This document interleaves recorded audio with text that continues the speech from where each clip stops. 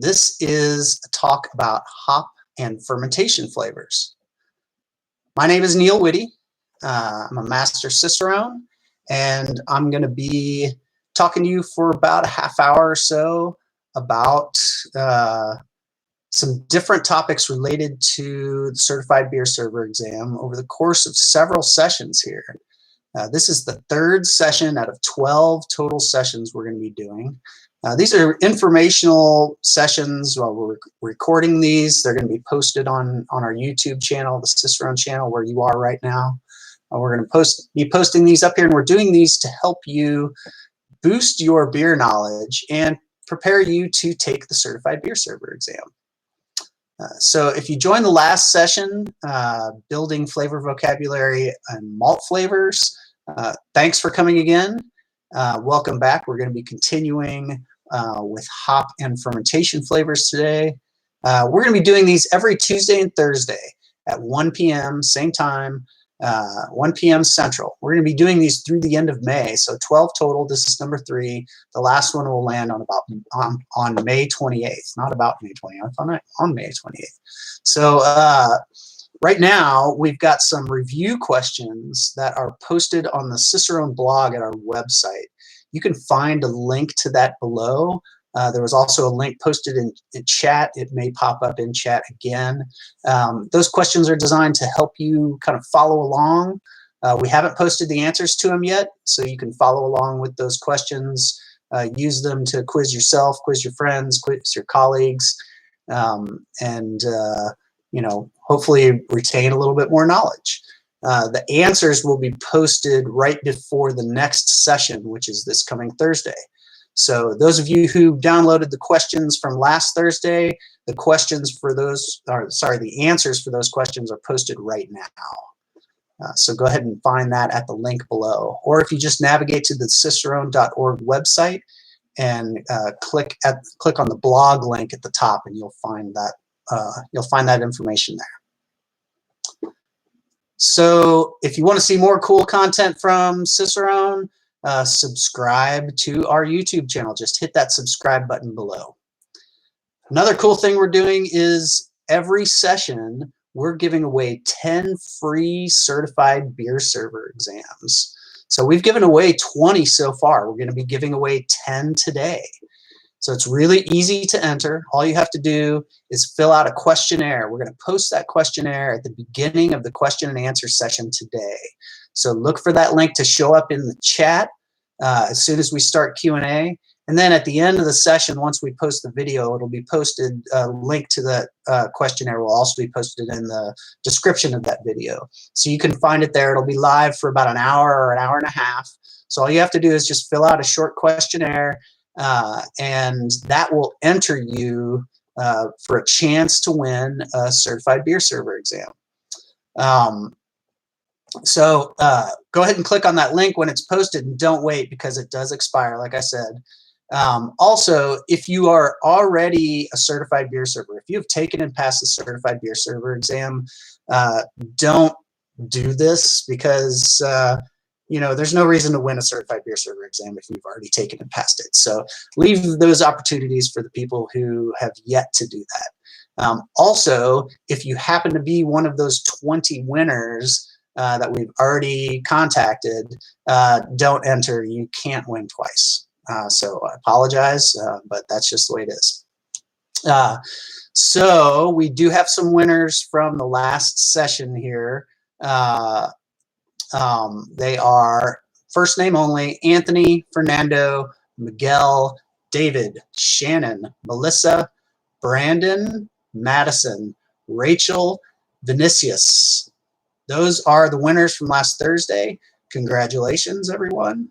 All right, so with those introductions out of the way, I want to talk about what we're going to be talking about today.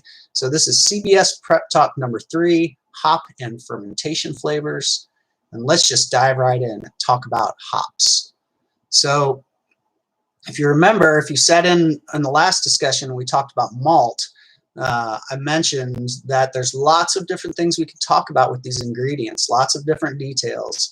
but one of the primary things we focus on in Cicerone, especially at the certified beer server level, is how these ingredients impact flavor. Flavor is the thing that we're going to focus on the most.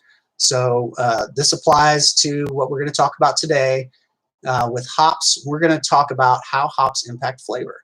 We're not going to talk a whole lot about cultivation and a lot of the other details. You know, I'll probably touch on some extra points, but the focus is going to be on flavor.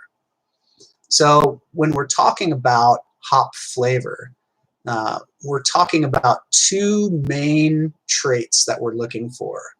One is bitterness, and the other is aroma. So let's talk about those just a little bit more. So bitterness is an essential element in the flavor profile of beer. It helps to balance out sweetness that we get from the malt, and it's just considered to be one of those essential components. And this comes from resins in hops. So we boil hops, and they impart bitterness to beer. That bitterness is important even in beers that don't have a major focus on bitterness. So IPAs, for example, have a major focus on bitterness, whereas something like an English brown ale does not. But it's still an important component in that beer, because that even low level of bitterness is going to provide a little bit of balance still, and it's going to keep the beer from being a little bit too sweet. So this is an important feature of beer flavor. So another key feature that we expect from hops is aroma. And sometimes this is used interchangeably with flavor. So we talk about aroma and flavor hops. This comes from the essential oils in hops.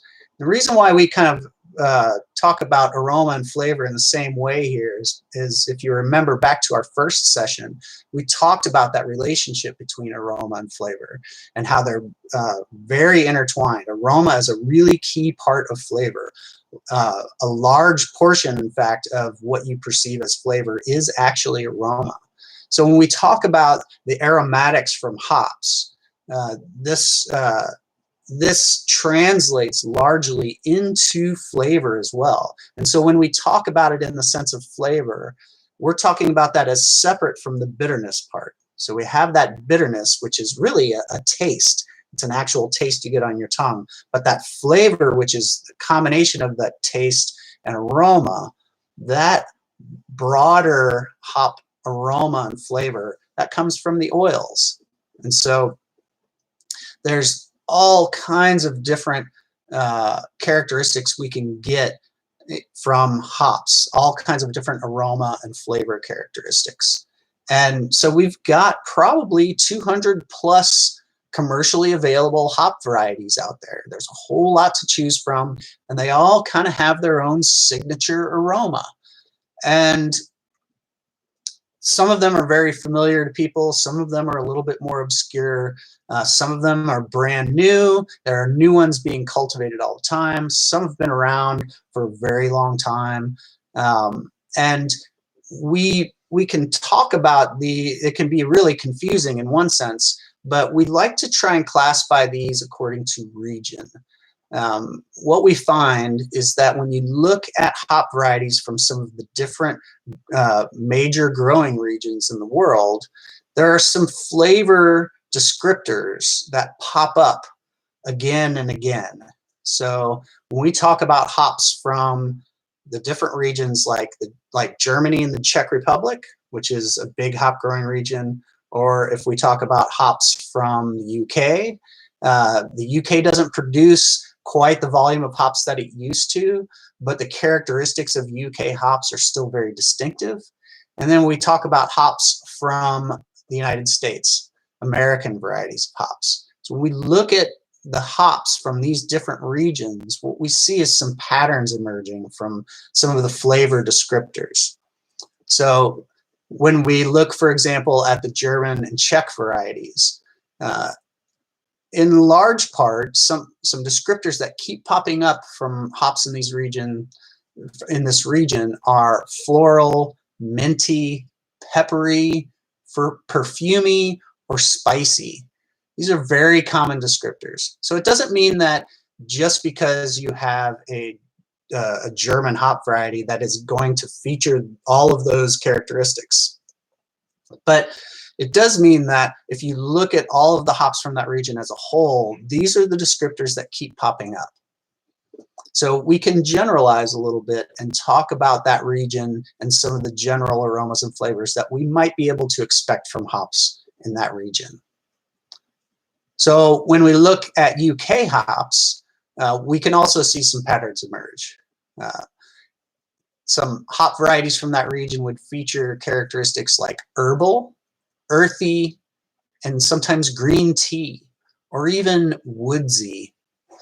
So again, we're kind of generalizing. Not all hops from that area are going to have all of those features, but these are some common themes that arise when we look at some descriptors that people use for UK hops.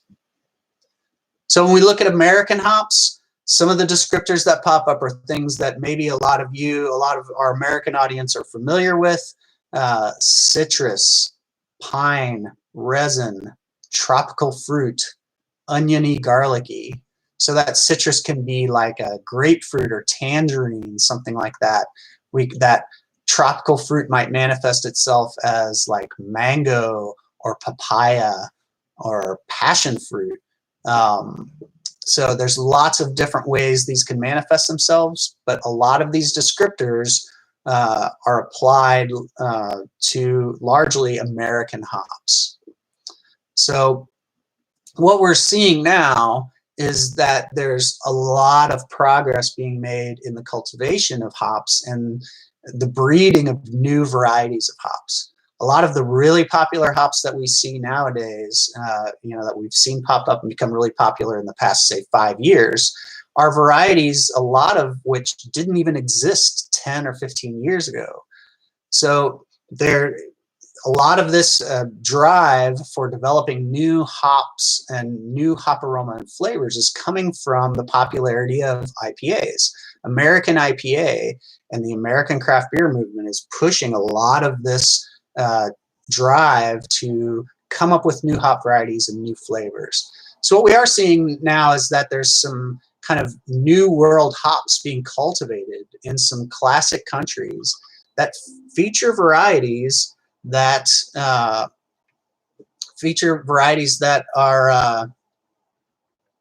not necessarily representative of the classic varieties from that region.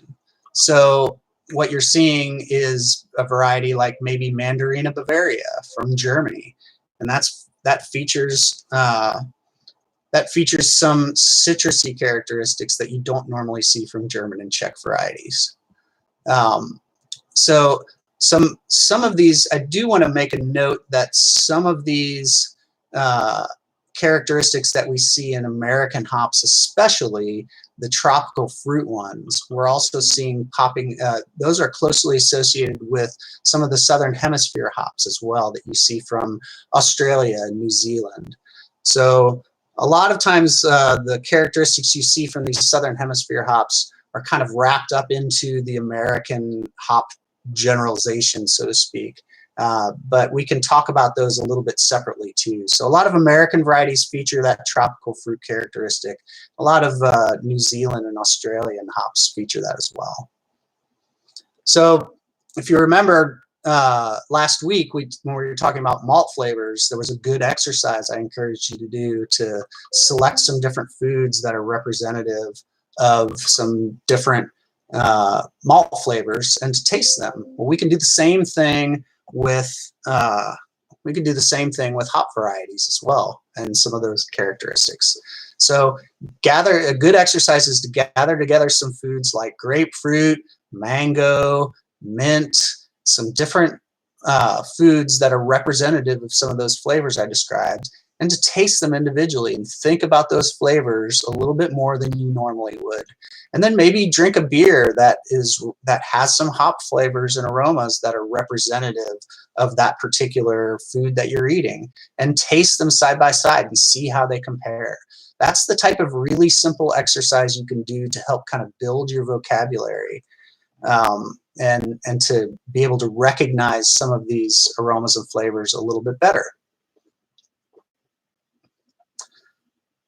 So I want to move on to fermentation now and talk about some of the different flavors that can be produced during fermentation.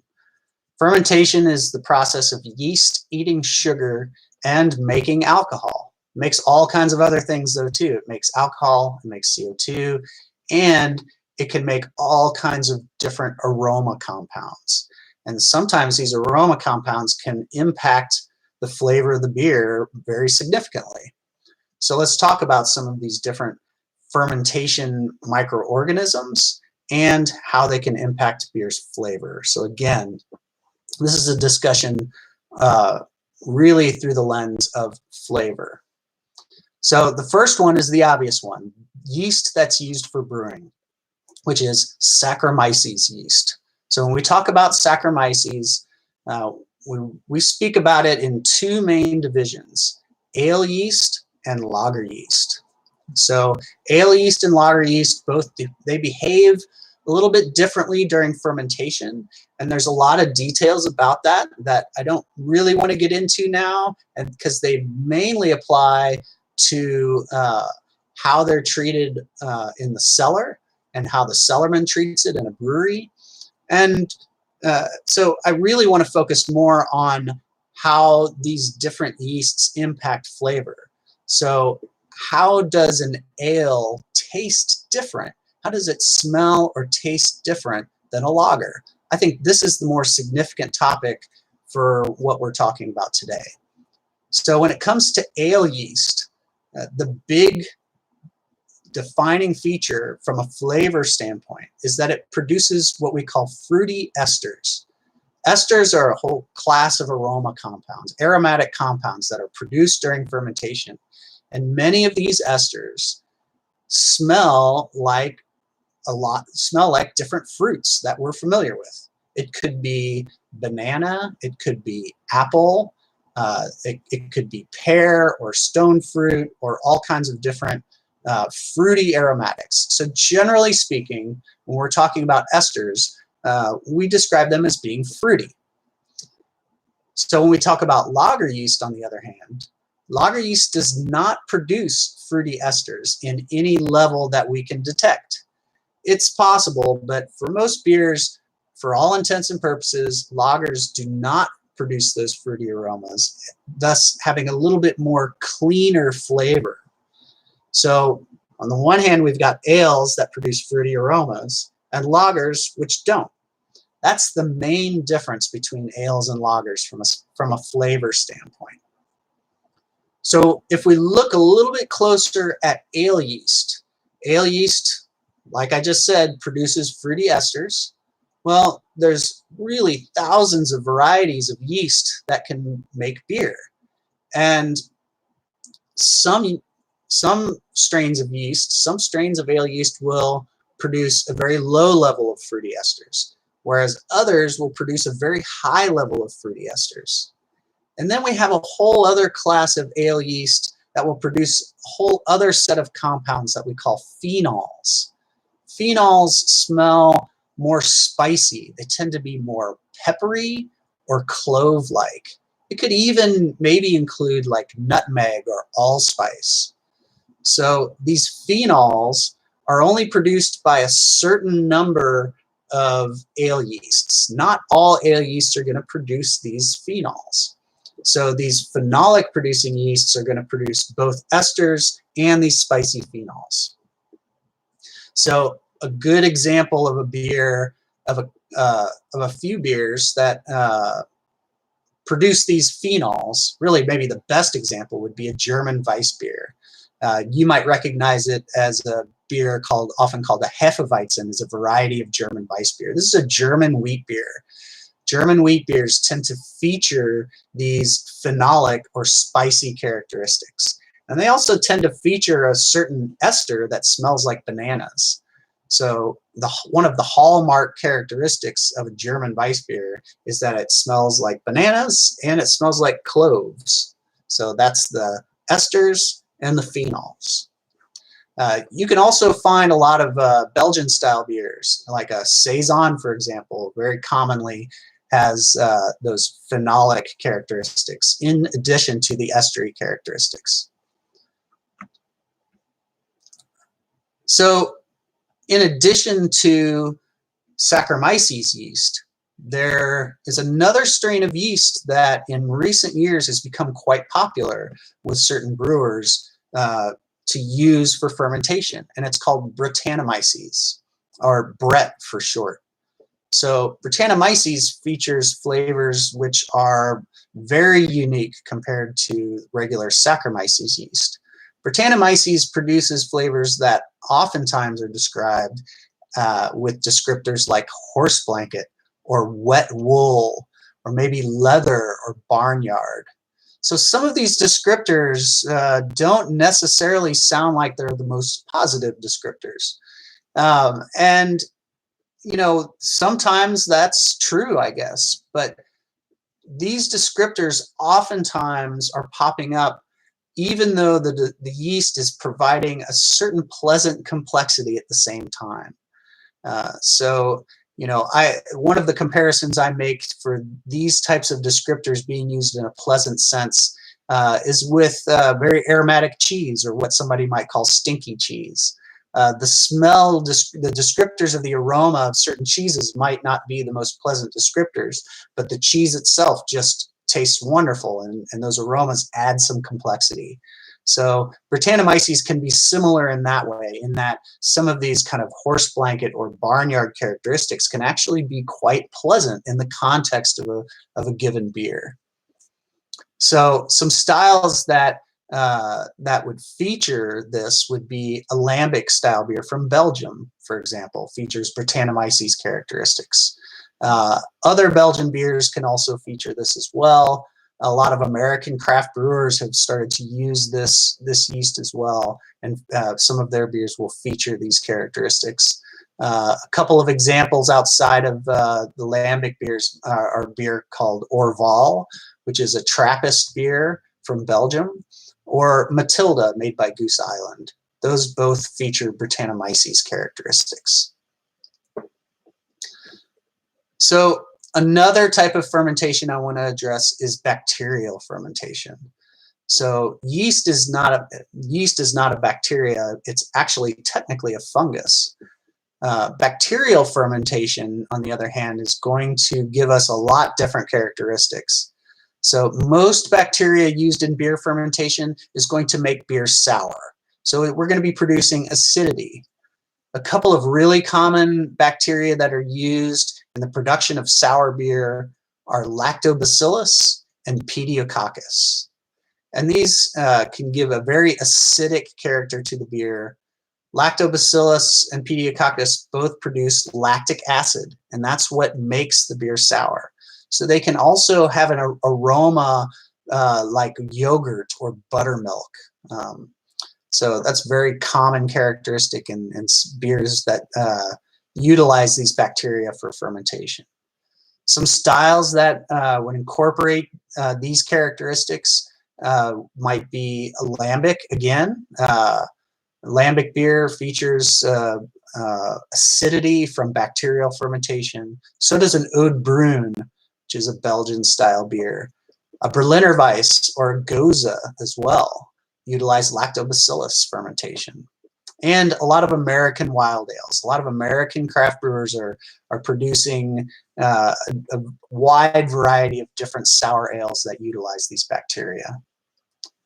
So there's one other variety of bacteria that can be used in beer production, although not very frequently, and that would be Acetobacter. Acetobacter produces acetic acid, which is sour, but also vinegar-like. It has a vinegary aroma and flavor. So a particular style that would incorporate this flavor would be a Flanders Red. Flanders Red ale is very commonly acetic. So that is a roundup of hop aromas and flavors and fermentation aromas and flavors. So at this point, I want to transition to question and answer session, answer some of the questions that have been rolling in as I've been talking. But before I get into that, I want to remind you that the link to the survey should be in the chat right now or coming soon. So this is about the time we're going to be posting that survey. Filling out that survey is going to give you a chance to win one of 10 certified beer server exams. This will be open for about an hour, hour to an hour and a half. I think last time it was open for an hour and a half. Let's see if it's said anywhere in there. Yep. So there's the link right there in the chat. I just saw it. Yeah, so let's get to some of these questions. So one was one that I saw early on about the New Zealand hops. Would you classify New Zealand hops as a specific region or a hybrid of other regions? So oftentimes we kind of classify those into the American variety, but it's not wrong to separate those out. You know, we talk about some of the tropical fruit aromas that you see from Southern Hemisphere hops as part of those kind of American descriptors, because it's not exclusive to that region. Tropical fruit pops up a lot in American hop varieties as well. So we generally talk about those three regions: the German, Czech, the UK, and the American. So some people will talk about New Zealand hops and Australian hops as separate, but we generally include those all together, those descriptors in American profiles. If flavor is taste plus aroma, can you on a basic level perceive sweet, salty, sour, umami, or fat from hops, or strictly bitterness? So yeah, the main feature that so just because a flavor is a combination of taste and aroma doesn't mean that everything is going to have all 6 of those tastes. So the main taste that we get out of hops is bitterness, and there's really not any detectable other basic taste that you get from hops. Although the aromas you get are, you know, thousands of different descriptors. Can you please explain what caddy is as a descriptor?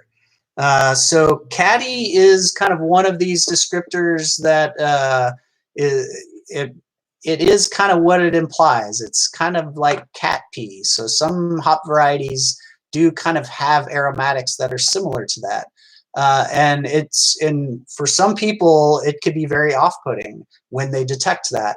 But that same hop variety, to many people, they don't perceive it like that. So it kind of depends on your perception, and that's kind of what that refers to. What are typical growing areas in the U.S.? So the vast majority of American hops come from the Pacific Northwest, in Washington and Oregon. Washington State and the Yakima Valley is where the vast majority of hops come from. Is minty as a flavor descriptor for hops? Does that come from aroma or alone, or from coolness in mouthfeel? That's a really good question. As I experienced that, that's really, I'm not talking about the mouthfeel as much as just kind of a mint-like flavor. Are esters specific to yeast, or can you have hop esters? So yeah, esters can come from lots of different sources. They don't have to come from fermentation, but the main aromatics we get from hops, I can't say that there are no esters coming from hops, but the main aromatics are not estery. Although you know, I can't say definitively that hops have no esters. Is there a better term to use besides barnyard? I feel it's a hard description to tell somebody that doesn't understand it. I agree. The last time I smelled a barnyard, I didn't really think it smelled that great. And it's not, to me, I don't have a pleasant association with that. So the descriptors I typically use for Brettanomyces are maybe more earthy or funky. descriptors like that, I find those to be a little bit more, they're more pleasant sounding to me. People will be a little bit more receptive to those, I've found as well.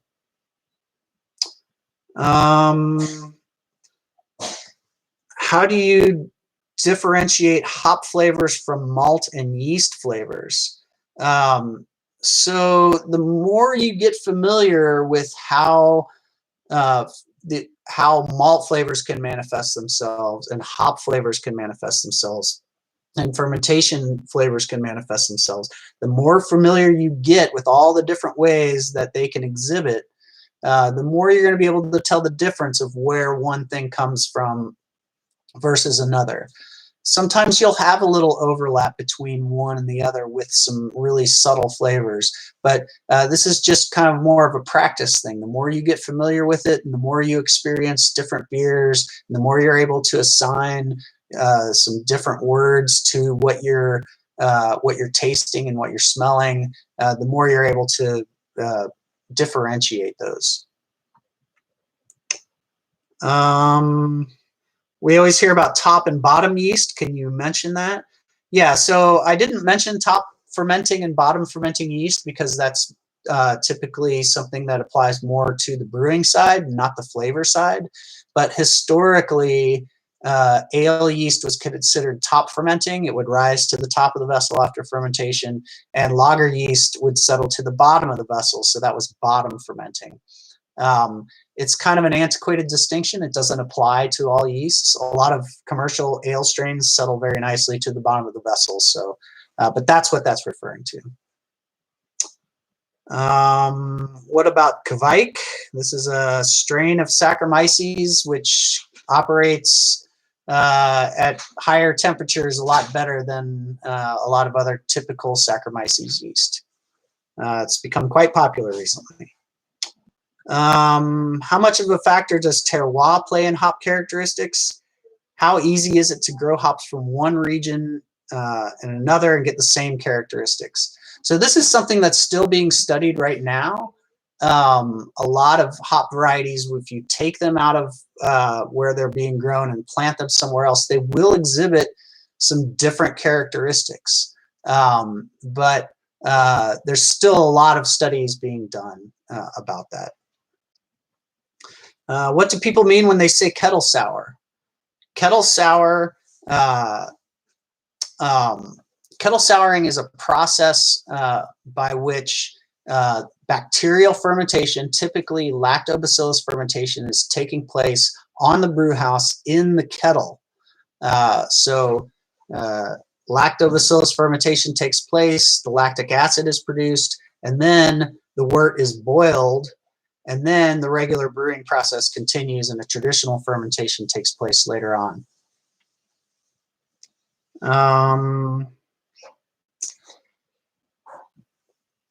Hop additions affecting aroma and flavor. Dry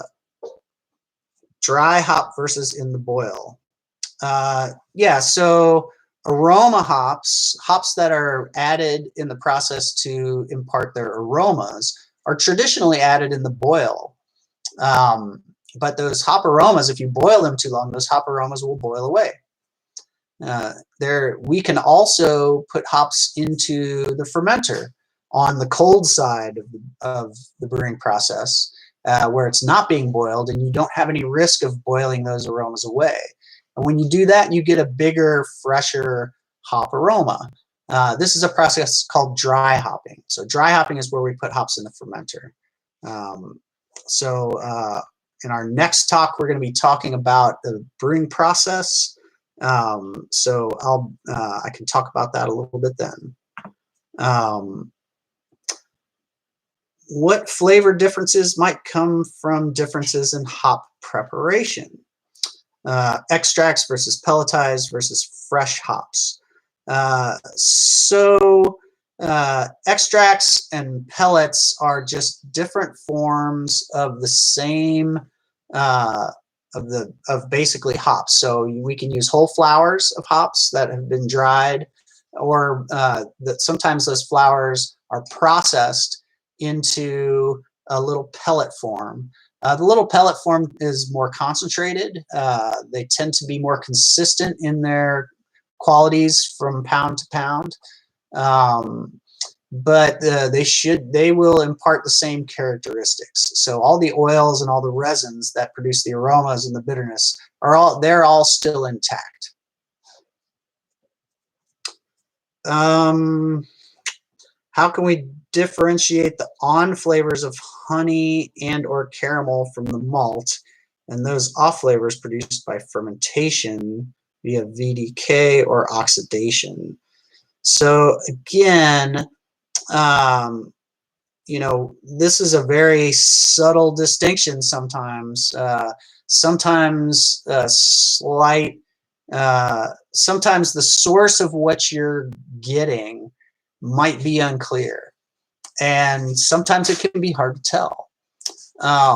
And again, like I said before, the more you're tasting beer in a controlled sense, and the more you're able to identify these different flavors and aromas, the better you're going to get at being able to determine the source, especially if you're more involved with the process. Why do hops not produce as much bitterness when added post-fermentation? Very simply, hops need to be boiled to give bitterness. So when you add hops in the fermenter at the end of fermentation to extract the oils to add aroma, since you're not boiling them, you're not going to be adding bitterness. You can still extract the oils without boiling, but you can't extract the resins without boiling. Can you please explain which are the components present in hops responsible for a perfect head of beer? So head formation is a complicated matter. A lot of head formation comes from proteins, but there are some compounds in hops that aid in head retention too. I can't speak to all of the different factors that go into head formation. I know my former boss at Boulevard Brewing Company years and years ago wrote his master's thesis on head formation. There's a lot of stuff that goes into that. But there are some kind of sticky resins, I imagine, play a part in that. But there's a lot of factors that go into that.